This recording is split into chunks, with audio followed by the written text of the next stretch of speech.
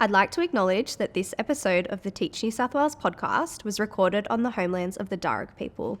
I'd like to pay respect to elders past and present and extend that respect to all Aboriginal and Torres Strait Islander peoples listening today. Welcome to the Teach New South Wales podcast, a podcast by teachers for teachers.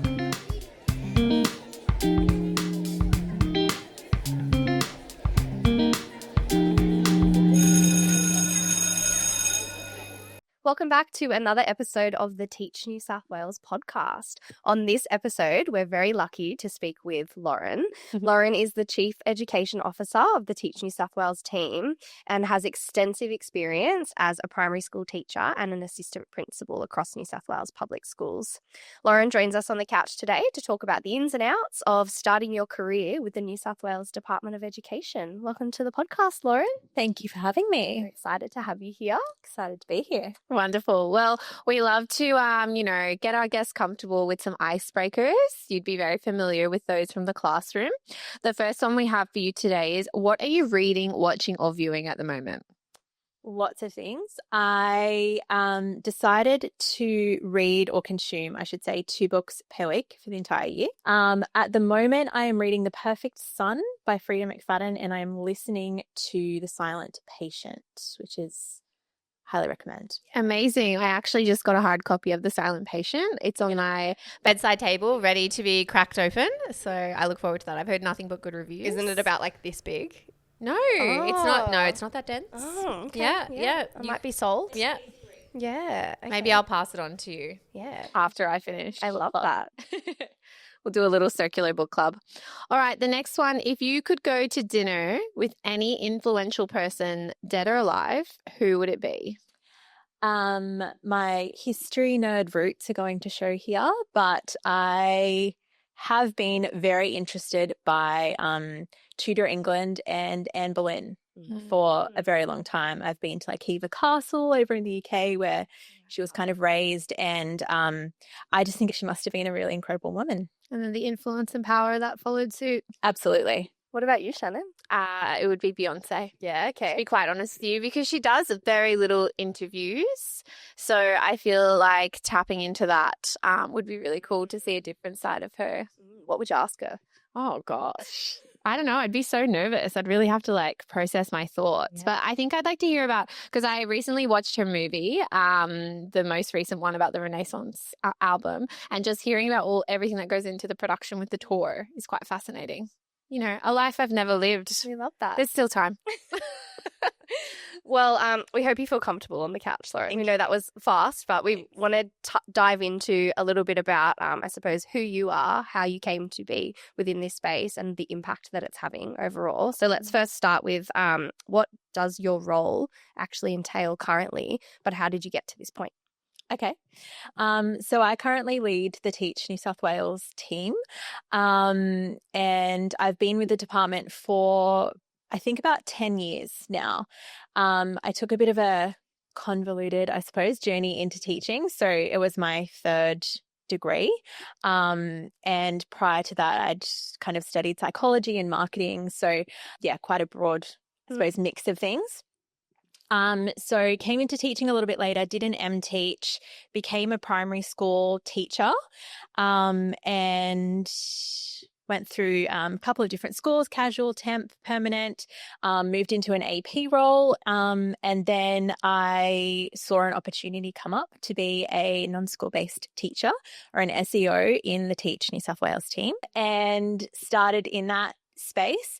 The manager of the team retired a couple of years later, and so I went through a comparative assessment process and started leading the team. So here I am now. So some of our listeners, pre-service teachers or even beginning teachers or people who are thinking about teaching and have been to university, they might be wondering, who is Teach New South Wales? And I know for myself, when I was at university, a pre-service teacher, I was at university, we had a lecture, and as part of that, we went through this careers sort of pathway session. So I got to meet some of the Teach team. Can you sort of dive in a little bit about what is Teach New South Wales? Absolutely.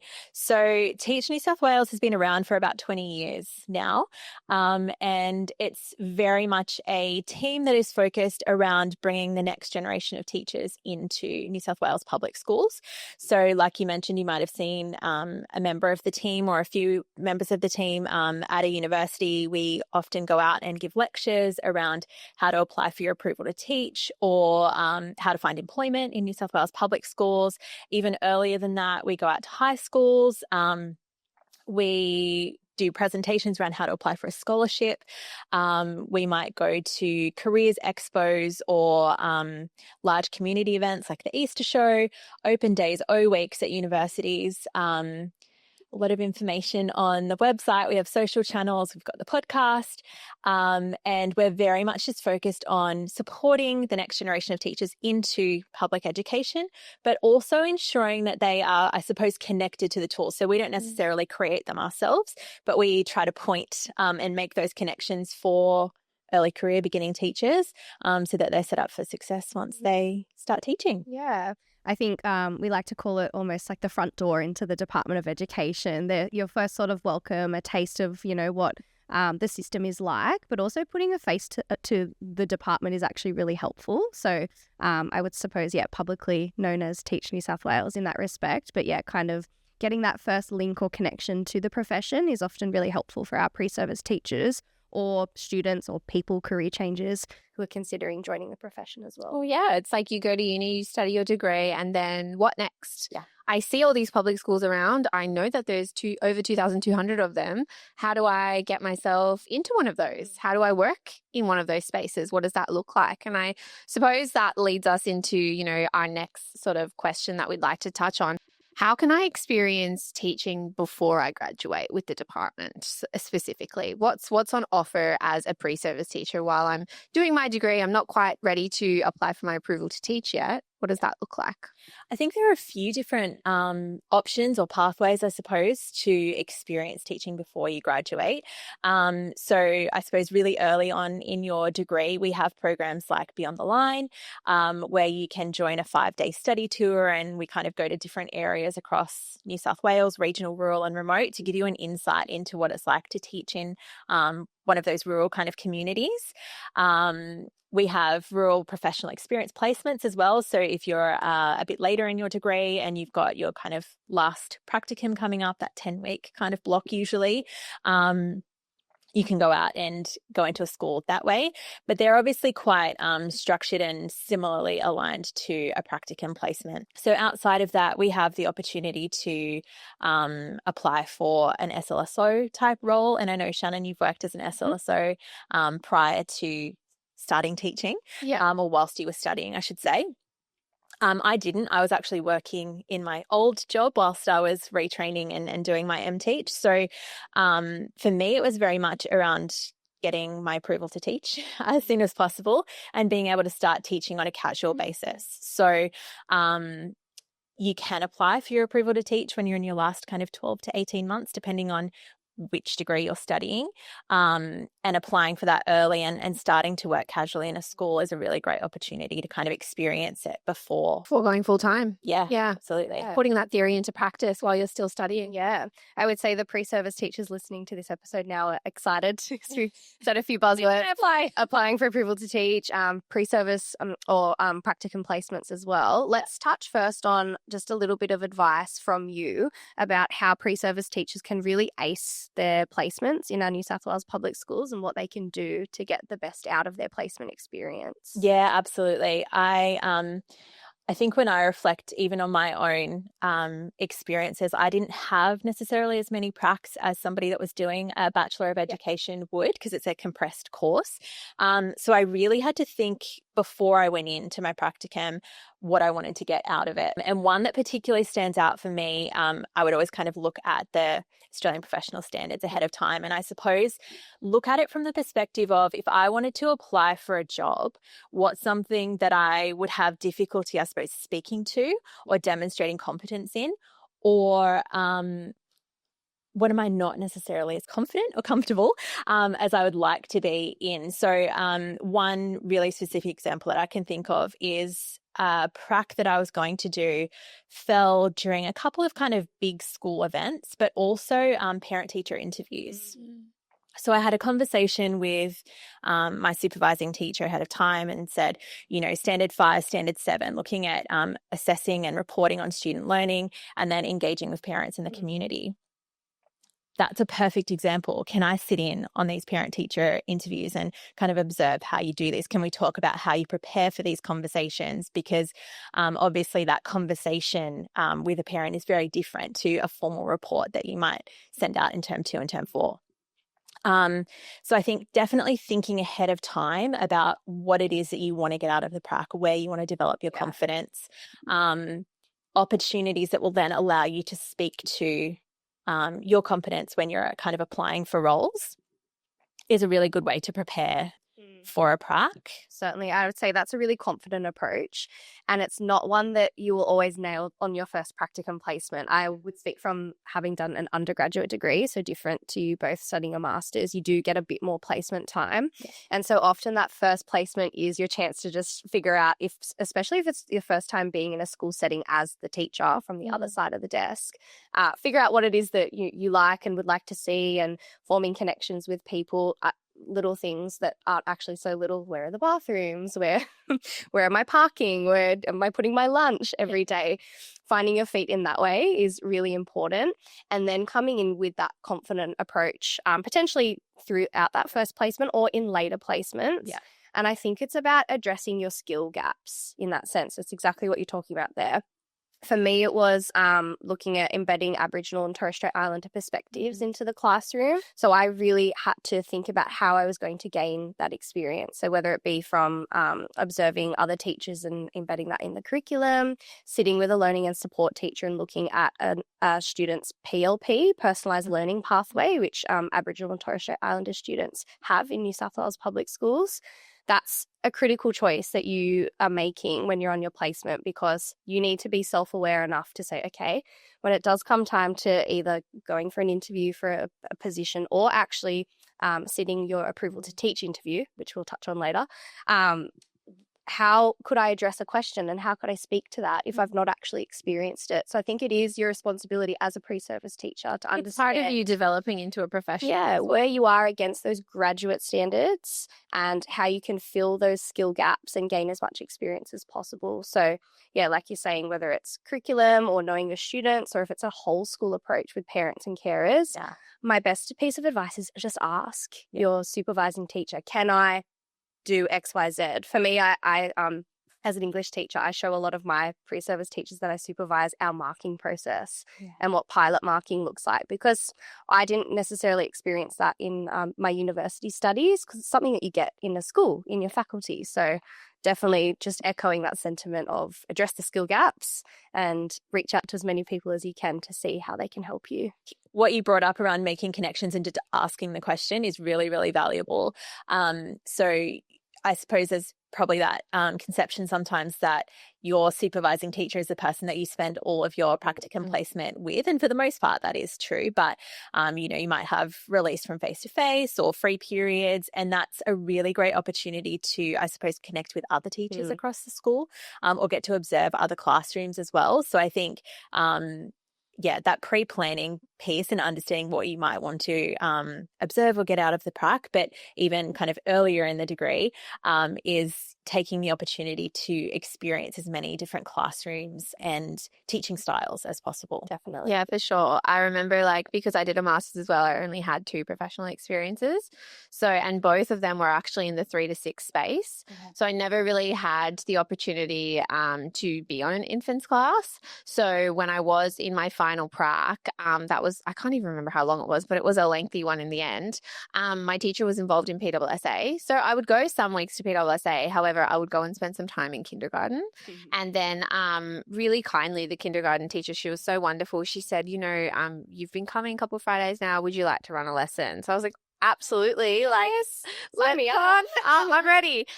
So I prepared overnight and sort of did, prepared my lesson and ran it with the students. And, I was so thankful to her because she wrote me up my full feedback form as my supervising teacher would do as well. And, that was just out of the kindness, giving back as well, I suppose, to the pre-service teacher community. But I was so grateful to have that opportunity because I landed in an infants role my first year of teaching. So, had I not had that small snippet on kindergarten, it was nice to sort of be able to see where they're at in comparison to 3 to 6 because it's vastly different. No matter what year group you have in primary school, they are just so vastly different.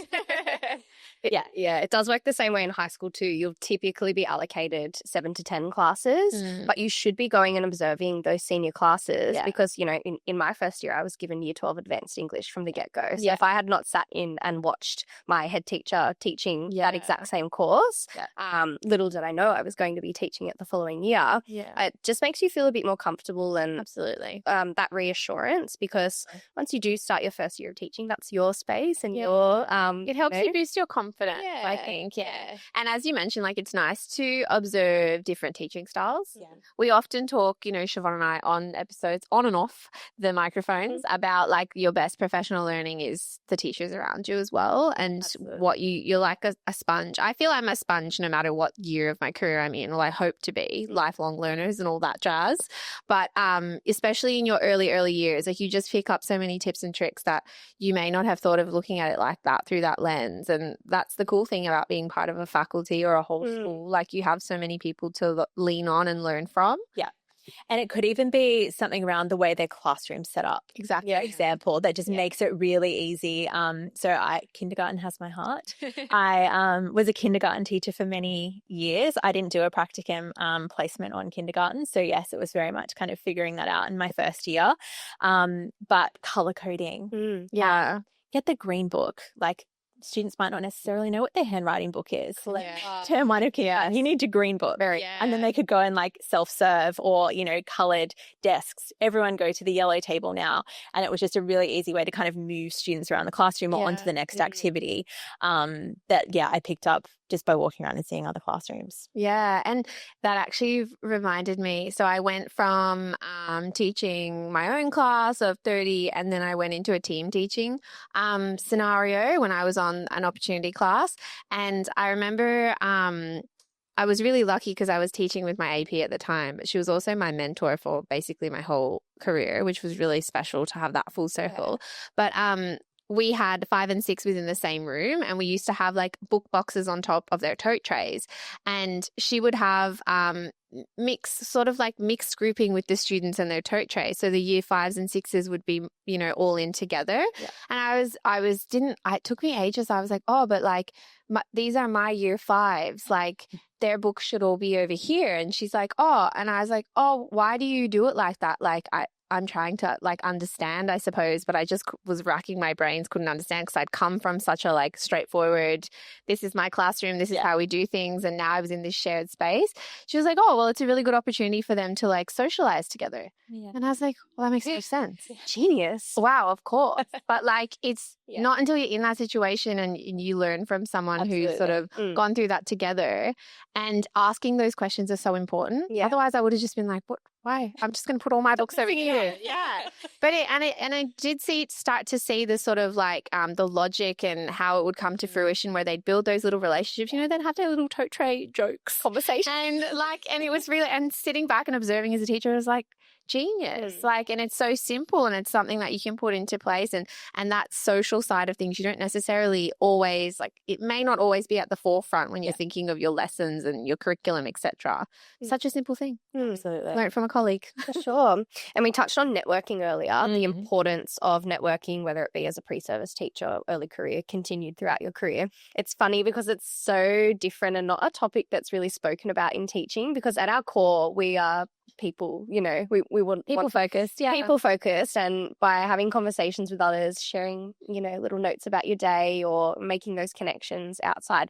To me, in the teaching role, that feels really natural, but that's what our networking looks like. It's so different to other industries, you know, commerce and, you know, adding to your LinkedIn profile. It just looks completely different. But I'd love to touch on, you know, how do you actually network in teaching, and who are we networking with? And I think it can be very intimidating at first. So I remember on one of my pracs, I basically just was a shadow of the supervising teacher. Very genuine.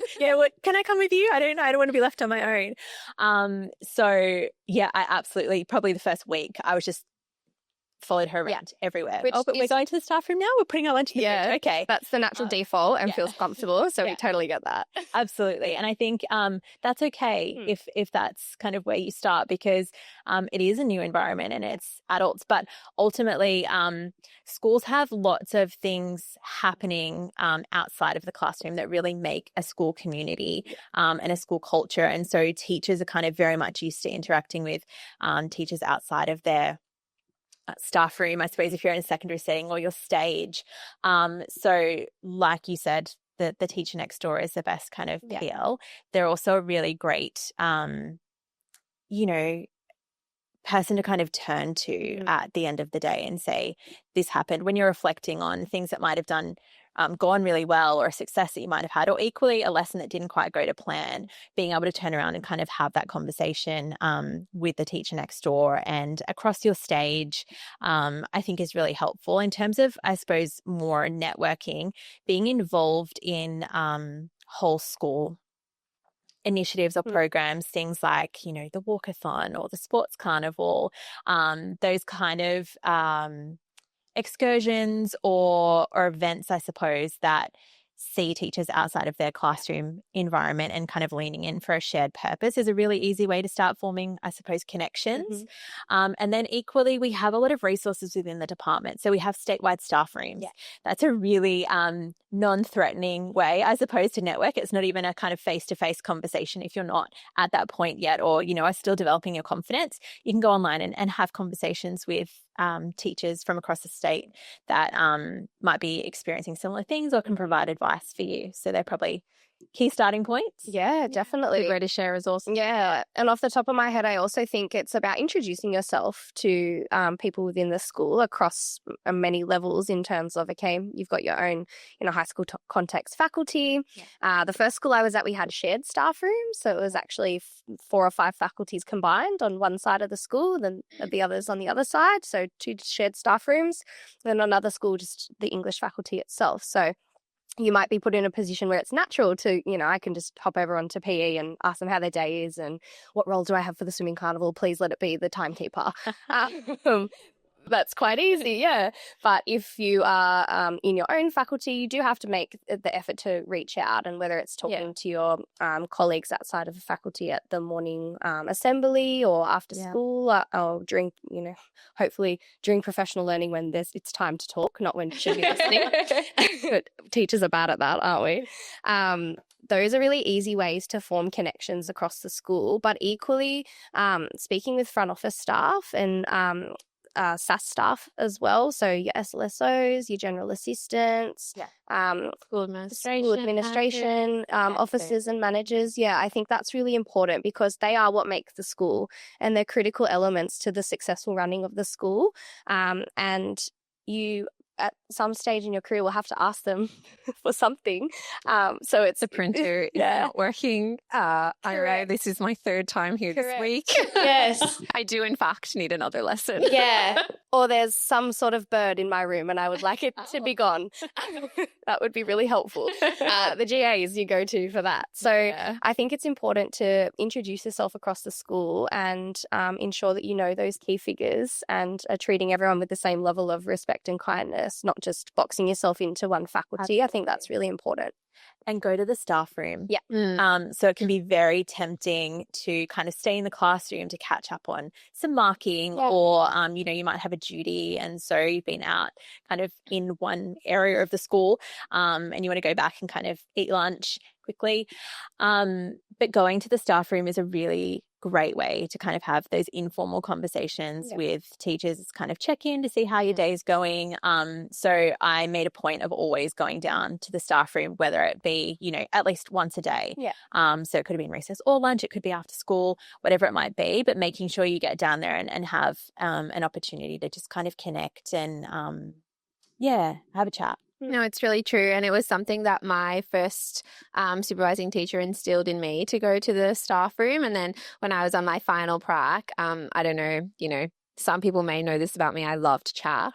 So in my crazy, I know, profound. But I was in the staff room, just chit-chatting away to everyone and anyone who was there. And I happened to be chit-chatting to the principal and just sort of, I don't know, just sharing my experiences. This is really bad to say, but I didn't actually realize I was chatting to the principal because this was my first week on my placement. This is on my placement. And so after a couple of weeks into my placement, she actually popped in to see a lesson, and she said, I was really interested in what you were saying, Shannon. Like, you were talking about how you wanted to use technology. Who knows what I was saying at that time, but I was embedding technology. And so she came in to watch my lesson, and she sort of pulled me aside towards the end of my practice. She said, look, I don't have any temporary roles next year. However, there's a principal in my network that I know is looking for a teacher. Like, would you be happy for me to put your name forward? And, that was an informal networking situation where I was just in the staff room, being myself, my professional self, talking about my lessons. But you never sort of know who you're chatting to, or everyone is very, connected within their networks, but within their wider networks. And that's the whole sort of, I suppose, exposure you get to the system. So I was lucky enough to have my name passed on. And then that's where I ended up, a job came up at that school. And that's now my substantive school. So I went through a merit selection at that school. So you just never know where you're going to find yourself. And it does happen probably more than many people realize, because we do have, they're called these principal networks. So it's a cluster of maybe 20 schools that exist within this principal network, and they have a director of educational leadership who kind of oversees that patch. And often a principal within that principal network might say, I have a temporary role next year. I don't have anybody in mind for it. And they'll put out a kind of EOI across the network. And so that a similar thing happened. I had a position, but a school that I was teaching at casually the year before my temporary role was starting, they put out a call. And so there was absolutely an opportunity for any teachers who had been doing a placement or teaching casually to have a role at a school nearby. So it's always a very good idea to be aware of what's happening across the network. Definitely. Well, let's talk about that now, because we're kind of having a nice little segue into employment opportunities. We should first touch on, for our pre-service teachers, how do you actually apply for approval to teach and start that process? Because many think that you can just jump into and apply for a role, but you must have your qualifications assessed at that point in time. So there is a process. I can tackle it now. Who's putting their hand up for this one? Well, let's talk about when. Let's start with when. So if you're completing an undergraduate degree or an integrated initial teacher education degree, once you've completed 75%, and that's reflected on your transcript in typically in credit points, then you can apply for what's called your NSW accreditation. Now, if you're applying whilst you're still studying, you're applying for what's called conditional accreditation. And think of it as, on the condition that you will complete the remainder of your studies in a time frame. If you're applying once you've all is said and done and you've already graduated, your transcript is a full reflection of 100% of credit points achieved, then your degree. Yes, then you'd be applying for provisional accreditation. So a lot of what we'll talk about now is more in relation to those pre-service teachers who are still studying and are looking to jump into casual or temporary employment. Masters of Teaching students, I haven't forgotten about you. Yours is 50% completion of your degree, as reflected on your transcript as well. Again, applying for that NSW conditional accreditation. So the department is a separate entity to NSW. NSW does oversee a lot of things to do with education, syllabus, content, teacher accreditation, which is what we're talking about here. So if you would like to teach in a New South Wales public school, you must have your NSW accreditation in order before you then jump over to apply for what's called approval to teach, which... So then you come over to the Department of Education and apply for your approval to teach, which is like another step to getting yourself in the door to a New South Wales public school. Once you have your approval to teach and they've sort of looked at a variety of, you know, your professional experience reports, your transcript, you'll sit a teacher suitability interview, and then you'll receive your interim approval to teach number. Exactly. And one thing you mentioned there was that interview component. So just for those who aren't aware, yes, you do sit a department interview to gain your approval to teach. What does this look like? So this is an online interview. In my day, it was face-to-face, but we had to face-to-face as well. Navigate through online learning times and things like that. So it's now an online interview, which you have an hour time frame to sit. Typically, a lot of pre-service teachers don't take the full hour, but you're welcome to use the full hour to answer the questions. The questions appear on the screen for you, and then you press record to give your answer. You only get one chance to record, as would be when speaking in a real interview, but there is a sort of mock question at the start to get you comfortable with the actual process and what that looks like, and, you know, have time to fix your hair and things like that. But because it is a professional interview, I would certainly say you need to dress professionally. So the camera is capturing you from typically, you know, waist up or whatever, however your setup is. So please do wear your blazer there. But if there's trackies on the bottom, no one's going to know, right? No, you've got a mirror behind you. Yeah, that's very true. That's very true. But keep it professional. And the questions are directly related to the Australian Professional Standards for Teachers. And you will benefit from using examples in your responses. So like we were saying on your practicum placements, this is why you need to address skill gaps. Yeah. Because you want to have as many examples of your practice as possible in relation to the standards to succeed in that respect. Definitely. And I think one thing about the approval to teach process, it kind of asks a few questions that you might be tempted to answer at a point in time. Yet realistically, it's not looking at your interim approval. It's looking for your full approval, which will come through once you finish your studies. Exactly. So, you know, ask questions about location preferences, for example.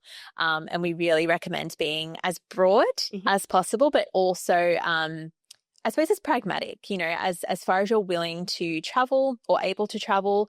So, you know, if you're happy to move to Coonabarabra next week, absolutely tick that in there.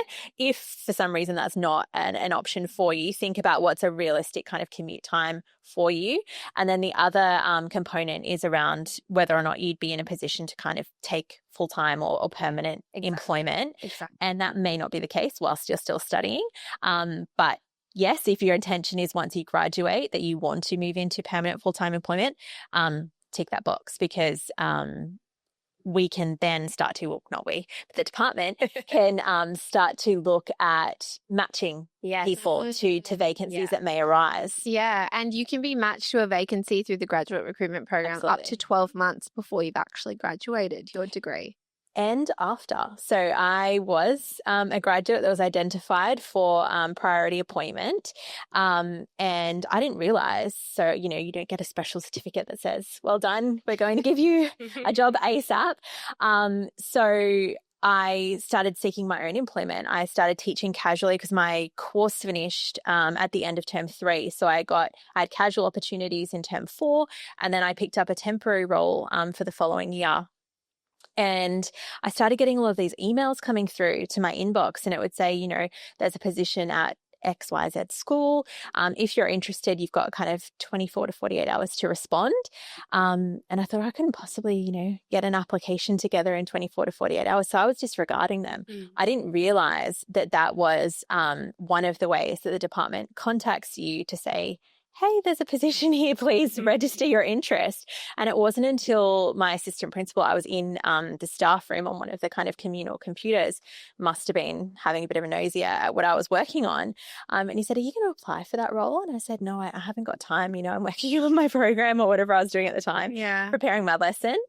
And he actually offered, he said, I'll take your class for the afternoon, stay here, work on your application, get that application in. And sure enough, I applied. And I went for a little interview with the principal and 2 other members of the school community or the panel. And that was the graduate role that I moved into. So I had a permanent teaching position the year after. I didn't realize that was how that happened. So much like you can get kind of early offers before you've even finished studying, in that first kind of year, you can receive offers through there as well. Yeah. Which as a grad, your early offers will likely come through via phone call, text message or emails. Yeah. And typically it's just a yes, no, I'm interested or I'm not interested. There's no application process. Yeah, so they've streamlined the process in the past 10 years. But once you are in the system and have your full approval to teach, then that's when these sort of closed merit pools start to begin, and that's when you can be identified and put in an application as part of that. So grads, if you do get an offer, seriously consider it and do a bit of research on the school to see if it's a viable fit for you, and go from there.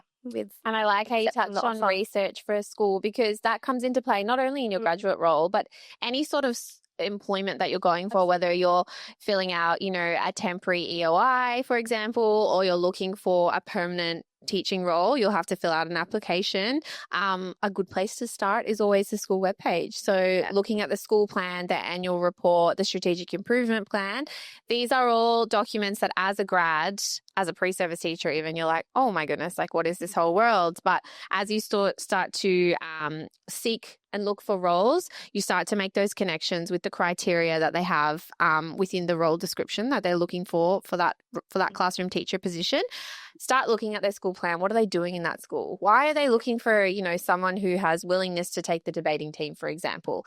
That school might be thriving in the debating space, and it may be a real focus for their students. So it's good to sort of get an understanding and a deep dive into the culture and the context of the school as well, because you want to put yourself as the classroom teacher in that role. And what's that going to look like? If you're a member of that school, like I'm Shannon, and as a future classroom teacher at Parramatta Public School, this is what I bring to the table. And a really clever way, I suppose, to kind of weave in that research through your application is you always have that first statement that kind of says approval to teach K to 6 or 7 to 12.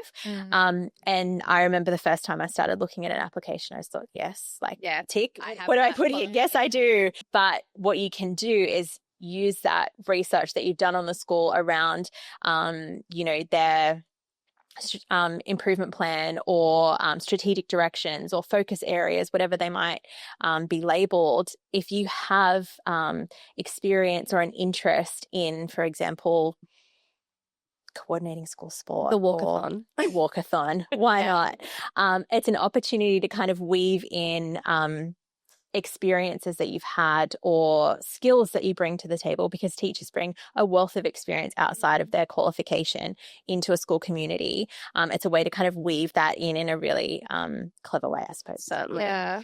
So I'm a grad and I've just got my NSW conditional accreditation and my department interim approval to teach. I've completed all my mandatory training and I would like to start working as a casual or temporary teacher whilst I'm still studying. Where do I go?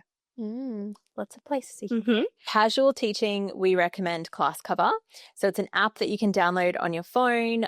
You can go on, you set up a profile, so you upload your mentor training, documentation, etc., and you set up a profile, and you can request to connect with schools kind of near to you, which is a far more convenient way than back in my day when you would used to go and drop off your CV at every school. We didn't have ClassCover. You still can do. You absolutely still can do. Spend a couple of afternoons. Tell them I'm on ClassCover. You can. Connect with me, please. Yes. So ClassCover is a great place to go. Set up your profile and then you'll just get text messages that kind of come through from ClassCover saying there's a opportunity to teach at X school today, and you press the button and there you go, you're set and ready to go. So that's a really great way for casual work. Contacting your practicum schools. Yeah, and this is why networking is so important, right? Absolutely. Yeah. I did all my casual days. My first casual day was at a practicum, a school that I completed a practicum in. It wasn't my final one. It was one of my first ones. And I just remember how much pressure it kind of took off the day. I didn't need to think about which area of the playground is area 2 for my recess duty, or what the school behavior system looked like or reward system looked like. I could focus just really on the teaching and figuring out. I knew where I was going because I understood the layout of the familiar school. Space. Absolutely. It's a really nice way to kind of ease into it. So contacting your supervising teacher or the principal of the schools that you've completed practicum is a great way to start casually teaching as well. And then for temporary roles, the Teach team produce job feed every week. So job feed is an email that gets sent out every Wednesday. It's also on the website, and it lists all of the temporary positions that have been submitted through for the week. So it'll have a kind of the school name, it'll have a start date and end date, because a temporary role has an end date as opposed to a permanent role. And it'll say kind of approval to teach X or willingness to teach Y. So if it lists the approval, that is very much aligned with your NESA accreditation and approval that comes through with your approval to teach, which codes you're approved. But if it's a willingness, for example, I'm a primary approved teacher, I might have a willingness or ability to support students with additional learning needs. So I don't have a special ed qualification per se, but I have a willingness to move into that space. I can do professional learning. I have an understanding from my qualifications, but I'm willing to kind of learn and develop in that space. So there's an opportunity for you to apply there. Or it could be a generalist position that gets advertised. So you could be teaching across a number of KLAs in a school. So Job Feed is another great place if you haven't already subscribed. Subscribe today. Job Feed. Absolutely. And then also we have the staff notice board, which is, again, internal to the department. So you'll need your DOE login to access the staff notice board, but positions also get listed on there. Fantastic. Jumping back to job feed, because I feel like as a pre-service teacher and as a graduate teacher, I was on there every Wednesday waiting for the drop. But it was also when I was in my permanent role, I used it as a source of like what's coming up across the department as well, because there are articles within job feed. Absolutely. That like I learned for I signed my class up to the Game Changer Challenger through an article I read in job feed. So I feel like there's opportunities as well for teachers to access professional development that's on there. Similar to staff notice board, it's just a nice little hub that you can get internal departmental information. Definitely. And I think even looking at career progression opportunities, so it's not just teaching roles that are listed. There's assistant principal, head teacher, deputy principal, non-school based teaching roles as well. So if you are thinking about your kind of next step in your teaching journey or what that might look like,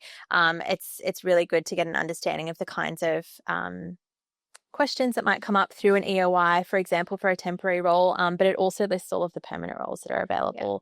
That's great. On iWork. You're also encouraged to, like you were saying before, Lauren, some roles might just be listed as you have an approval to teach. So if you've gone through the process, regardless of, whether you're primary trained, I'm English trained, if a role is just listing approval to teach and a willingness to, that means the school is willing to bring in someone who may not have looked into that area but are willing to come into the school and teach in that area. It works the same way with casual teaching. So you can actually teach across the system. We have beautiful K-12 schools as well, which Our central schools. Yeah, as a casual teacher, you're able to work across the system, but I, as a high school trained, would be able to do some casual days in primary and vice versa. So if that actually is some an aspect of flexibility that you're looking for in your career, you're not I hate to say pigeonholed, but pigeonholed into just one setting. You can actually try out across a multiple range of settings. And I've worked with some incredible primary school teachers in the high school that I'm at, and their skills are just so beneficial to me and my students. And I've learned so much from them about, the early stage and where those students are at and where they might bridging that stage 3 to stage 4 gap as well. So I know for some primary school teachers, they might think it's a scary leap, or for me as a high school teacher, I think it's a scary leap to jump into a kindergarten class, but you never know until you try. So just know, for our listeners at home, the option is there and you can pursue that. And it very much, I I suppose, develops your understanding of, from a primary perspective, where are my students going to next? Like you said, the stage 3 to 4 transition, or where have my students kind of come from? And so it really helps to understand and develop, I suppose, your practice as well when you've got a broader understanding of that continuum. And even, when you are at that stage 3 level, you have students who are achieving mastery in the stage 3 syllabus. So it's important to sort of look forward and know where they're going to. Yeah. Because you need to have an understanding of what's coming next for them in their journey as well, and how can you cater for their needs in that sense. And similarly with high school, looking back at the stage 3 syllabus, okay, why are they having this challenge with this creative piece of writing, for example? Okay, what are the foundational steps that they've come to me? What should they have? Where are the gaps? What can we do? That's right. So I've got my approval to teach. Well, I've got my NSW accreditation. I've got my approval to teach. I've downloaded class cover. Well, I've filled out my on the website first. I've done my profile, then I've downloaded the app. Got my school I've matched. I've got a job. She's ready. I'm ready for my first day casual teaching. I know what I did, but talk me through what you did and what would be your best advice for your first day as casual teacher. Absolutely. I had like a little casual teacher kit.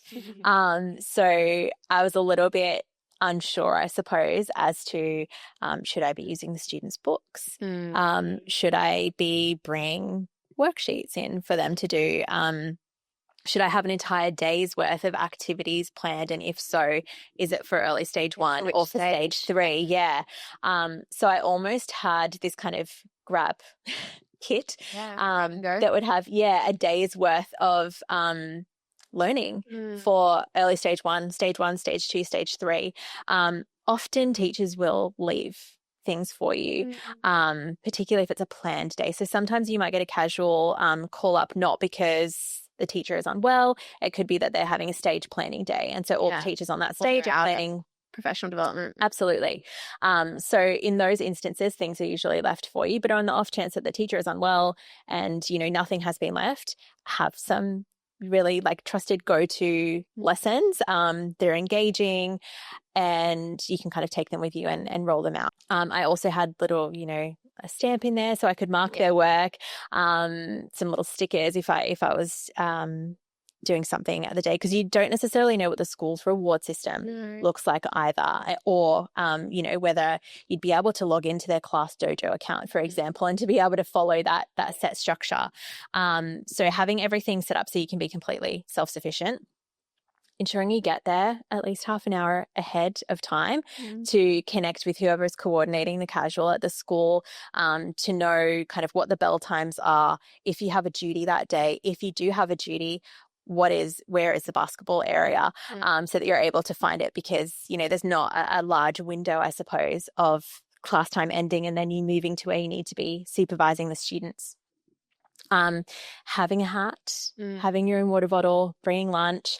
There's always some space in the staff room for you. I was always I'd had a kit as well. So like in the boot of my car, I had like a early stage 1, stage 2, stage 3, like folders. I was never not without a scratch and sniff sticker nearby. Those also work in high school. They do. They honestly, they'd work on me some days. I'm ready to be quite honest. I always had a whistle as well. So I think I've spoken about it previously on episodes of Squistle.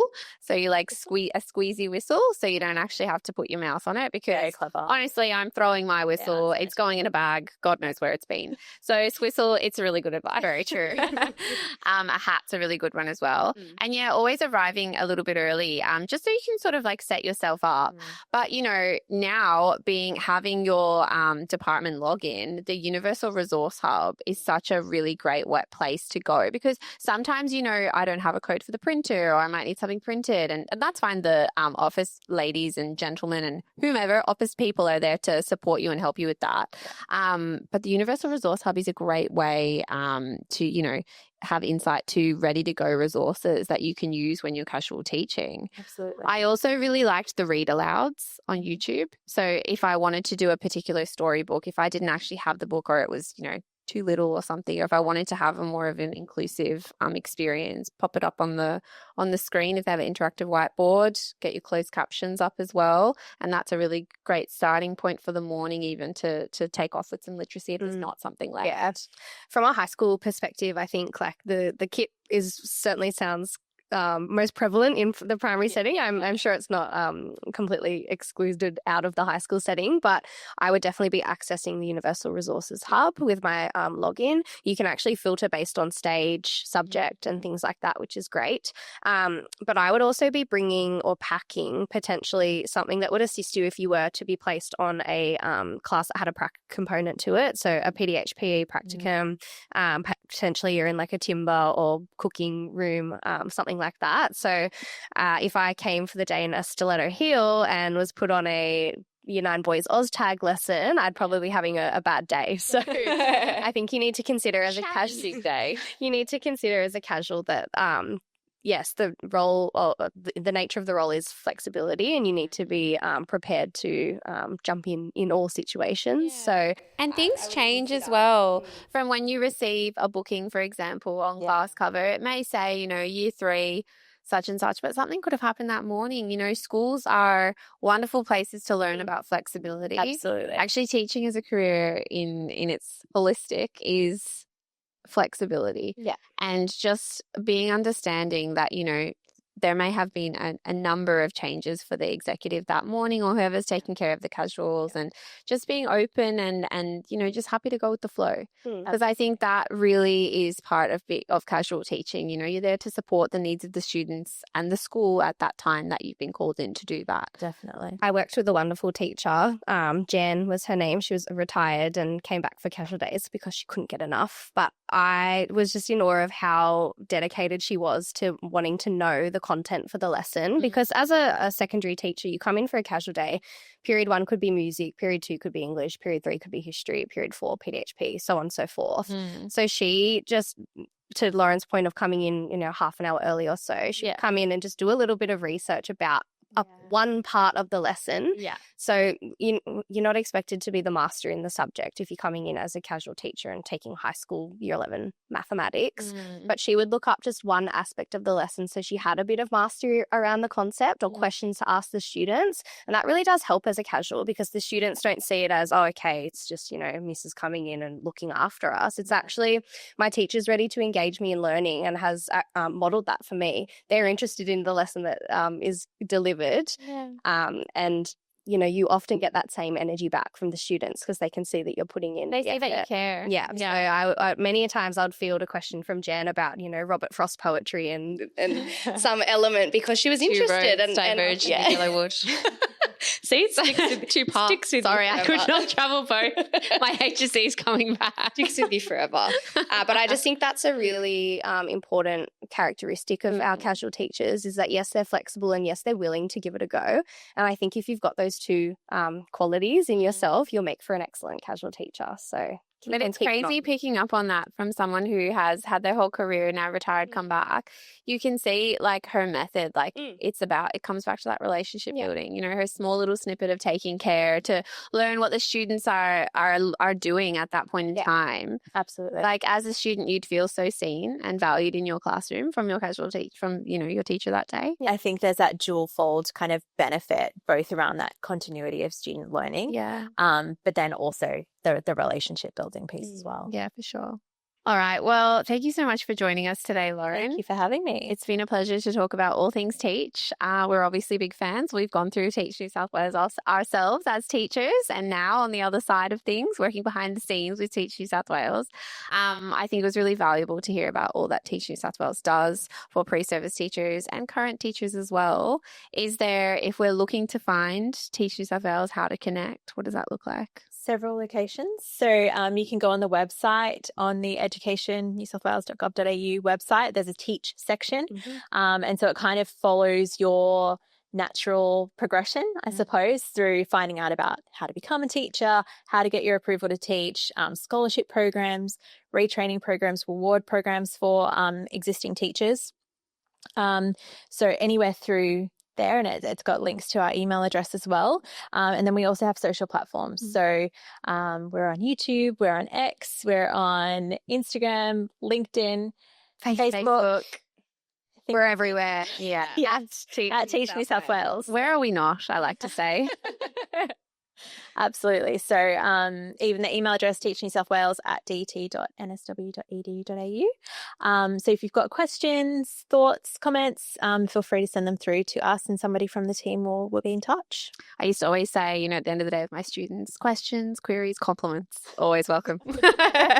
No, sincerely, thank you. We've really enjoyed this conversation. It's been wonderful to see your journey and talk about where you are now and all the things happening in the space. So thank you so much. Thank you. And that's all for this episode. We hope you enjoyed. Share it with a friend, share it with a colleague, share it with a pre-service teacher, and we'll see you next time for the next episode of the Teach New South Wales podcast. Bye. Bye. Thank you for tuning in to the Teach New South Wales podcast, where we explore the dynamic world of education. Don't forget to follow, like, and subscribe to be notified when new episodes become available. You can find us on social media via our handle @TeachNewSouthWales. Until next time, keep learning, keep teaching, and keep making a difference. This podcast is produced by the Teach New South Wales team from the New South Wales Department of Education.